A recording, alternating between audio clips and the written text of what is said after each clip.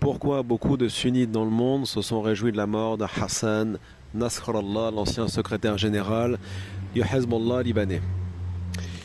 Pour comprendre cette prise de position, il faut revenir à la guerre civile en Syrie sur les 10 dernières années. La majorité des Syriens sont sunnites, ils se sont révoltés, même si on sait très bien que cette révolte au départ, comme le printemps arabe de façon générale, a très largement été manipulée par les Occidentaux, les Émirats, le Qatar et ainsi de suite.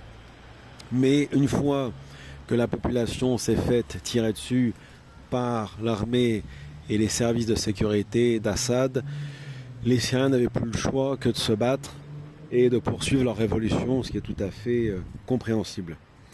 Ceci dit, quand Assad a demandé l'aide de l'Iran, des Russes, les Russes sont venus bombarder la Syrie, les populations civiles, et l'Iran a envoyé certains de ses combattants, pas forcément iraniens, mais des Libanais, du Hezbollah, puis des combattants irakiens, Hajj des Sha'bi par exemple, mais aussi des Afghans, Hazara, chiites, sur un fond de chantage, allez vous battre en Syrie, on vous donnera peut-être la nationalité iranienne, vous reviendrez enveloppé dans des drapeaux iraniens peut-être.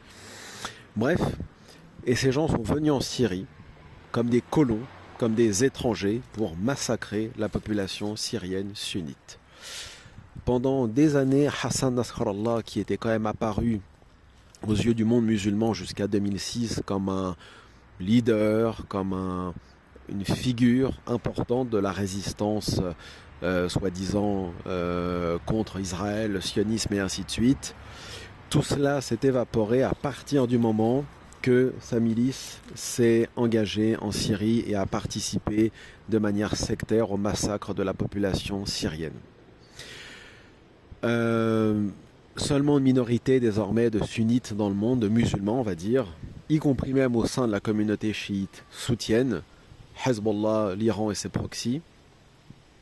Et c'est la raison pour laquelle les Syriens de façon générale, à Idlib mais aussi à Alep, partout en fait et dans le reste du monde, se sont félicités de sa mort. Alors ça ne veut pas dire qu'ils soutiennent Israël, ça ne veut pas dire qu'ils sont devenus sionistes, non. Mais du moins, ça veut dire que dans leur esprit, conformément à une invocation qui est souvent citée dans le monde arabe, Allahumma adrib ad-dalimin bid-dalimin. Seigneur, frappe les injustes par d'autres injustes. Donc, dans leur esprit, c'est comme ça. Et disons, la fracture entre sunnites et chiites est très importante désormais, au point où en Irak, au Yémen, en Syrie, au sud Liban et même ailleurs, dans des coins plus reculés, aussi au Bahreïn, on assiste à des tensions communautaires extrêmement graves, qui sont bien évidemment condamnables, mais qui doivent être compris dans le cadre de la guerre civile en Syrie. Si l'Iran et le Hezbollah ne s'étaient jamais impliqués en Syrie, en 2006, pendant la guerre au Liban, c'était 50-50, l'opinion des sunnites. Faut-il soutenir un groupe chiite, sachant que historiquement, les chiites ont toujours été du côté des ennemis de l'islam, disent-ils, c'est-à-dire les Templiers, les tsars russes contre les Ottomans, etc. Donc les chiites ont toujours apparu auprès des ulama sunnites comme étant des munafiqin, des traîtres, des hypocrites, des faux musulmans, des enturbanés déguisés en musulmans, mais qui dans le fond ne sont pas des musulmans. Donc, voilà la raison, mais ce qui serait fondamental en vérité pour sortir de cette spirale sectaire et radicale, ce serait que de plus en plus d'ayatollahs chiites d'abord se réforment. Il y a eu un réformisme chiite en Iran avant Khomeini, tant mieux. Et ce qui serait bien, c'est que des ayatollahs comme Subhi Tufaili et d'autres au Liban manifestent leur soutien aux Syriens et se désavouent des crimes de l'Iran et du Hezbollah de manière à recréer du lien entre les sunnites et les chiites, parce que les sunnites et les chiites ne peuvent pas arrêter de vivre ensemble, que ce soit en Irak ou ailleurs. Il y a des sanctuaires chiites en Syrie, il y a des sanctuaires chiites partout.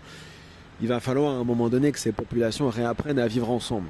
Et ils ne vont pas passer leur existence à s'entretuer, faisant la joie, par ailleurs, de l'Amérique ou des sionistes ou des néoconservateurs. Donc il va bien falloir qu'ils réapprennent à vivre ensemble d'une façon ou d'une autre. Il ne s'agit pas ici de tourner la page des crimes du Hezbollah ou de l'Iran, non, mais il s'agit de reconstruire un avenir meilleur avec de meilleurs sunnites, mais surtout de meilleurs chiites. La grande question qui va rester en suspens, c'est est-ce que les chiites sont sincères, vu qu'ils sont, pour beaucoup, en permanence sous l'effet de la taqiyya, c'est-à-dire la dissimulation, puisque ça fait partie, entre autres, de leur vision religieuse de l'islam, c'est-à-dire que les chiites ont le droit ou auraient le droit de pratiquer la taqiyya, la dissimulation, le double discours, pour feinter leurs adversaires. Et les principaux adversaires des chiites dans l'esprit de beaucoup d'ayatollahs, de beaucoup de religieux, ce sont les nawasib, c'est-à-dire les musulmans qui ont rejeté soi-disant la famille du prophète sallallahu alayhi wa sallam, donc les sunnites.